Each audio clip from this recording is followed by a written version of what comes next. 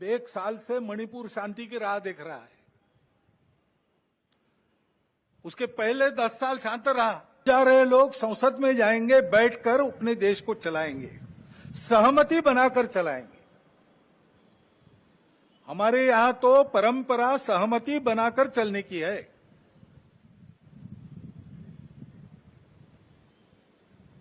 समानो मंत्र समिति समानी समानम मनस सहचित्तमेषाम। इस सहचित्त पर विनोबा भावे जी की टिप्पणी है। अब आप इसे मोदी सरकार के तीसरे कार्यकाल के लिए नसीहत माने, सुझाव माने या संघ प्रमुख का देश की राजनीति और सरकार से प्रासंगिकता। संघ प्रमुख मोहन भागवत बहुत स्पष्ट शब्दों में कह रहे हैं कि सरकार चलाने का मतलब है सबको साथ लेकर चलना, चाहे वो समाज हो या फिर संसद। सहमति असहमति होना बहुत स्वाभाविक है और ये होती रहेगी, मगर इन दोनों पक्षों को जगह मिलना बहुत जरूरी है। संघ प्रमुख कहते हैं कि पक्ष विपक्ष की सहमति के साथ संसद चलना चाहिए। मोदी 3.0 के कार्यकाल के पहले दिन जहां मंत्रिपरिषद का बंटवारा हुआ, सरकार ने कुछ बड़े फैसले लिए, वहीं आरएसएस प्रमुख मोहन भागवत ने नई सरकार को कई नसीहतें दी, सुझाव दिया।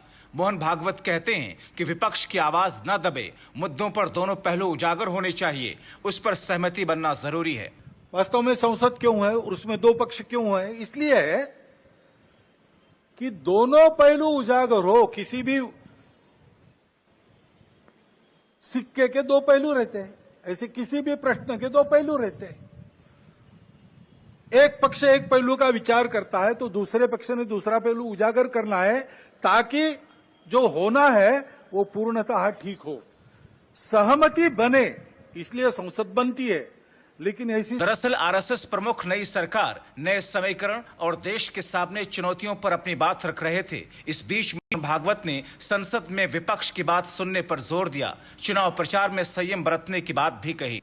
2 पक्ष है, विरोधी पक्ष कहते हैं, मैं प्रतिपक्ष कहता हूं। वो विरोधी नहीं है, उसको विरोधी मानना भी नहीं चाहिए। वो प्रतिपक्ष है, वो एक पहलू उजागर कर रहा है, उसका भी विचार होना चाहिए। ऐसा जब चलना है तो चुनाव लड़ने में भी एक मर्यादा होती है। उस मर्यादा का पालन नहीं हुआ, क्योंकि उसका पालन होना इसलिए आवश्यक है कि हमारे। लेकिन इन सब के बीच आरएसएस चीफ मोहन भागवत ने अशांत मणिपुर पर मोदी सरकार का ध्यान केंद्रित कराते हुए शांति बहाल करने की सीधी नसीहत दे डाली। जाहिर तौर पर यह पूर्ण बहुमत वाली मोदी सरकार नहीं है, एनडीए सरकार है। उम्मीद की जा रही है कि तमाम तरह की चीजों में एक बैलेंस दिखेगा, लेकिन इंतजार कीजिए, अगले कुछ महीने इसके नक्शे कदम को बताएंगे। अब 1 साल से मणिपुर शांति की राह देख रहा है। उसके पहले 10 साल शांत रहा। पुराना गन कल्चर समाप्त तो हो गया ऐसा लगा, और अचानक जो कलह वहां पर उपज गया या उपजाया गया, उसकी आग में अभी तक जल रहा है, त्राही त्राही कर रहा है। कौन उस पर ध्यान देगा? प्राथमिकता देके उसका विचार करना ये कर्तव्य है। Bureau report, TV7 Bharat.